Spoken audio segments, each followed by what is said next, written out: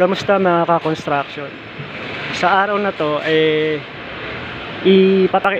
tatalakayin natin kung bakit ba bago tayo mag-plastering o magpalitada, binabasa muna natin yung ating pader o yung ating pa-plasteringan. Pero bago tayo magpatuloy, huwag niyo pong kalimutang mag-like and subscribe sa aking channel para maging updated kayo sa mga bagong construction tips at videos na i-upload ko. Tara, simulan na natin. Kadalasan, pag nagpa-plastering tayo, binabasa muna natin yung hollow blocks. Yan, basa na yan. Diba? Pero ba't ganun?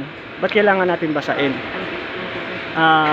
Pinaka-simple na logic dyan, kasi yung hollow blocks natin ay maalikabok.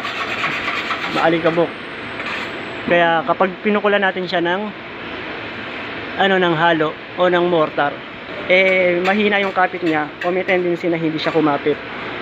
Kasi nga alikabok yung madidikitan niya, hindi yung mismong hollow blocks. Wala rin pinagkaiba yun sa tiles. Di ba yung tiles binabasa natin bago tayo maglatag? Kasi para walang kahit anong alikabok at magkaroon ng moisture. Parang ganun.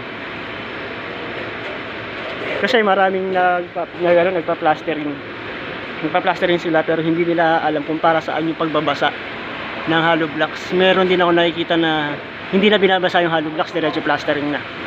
Para sa akin mali yun. Kung naging interesado sa inyo yung video na to, huwag niyo kalimutan mag-like and subscribe. Salamat.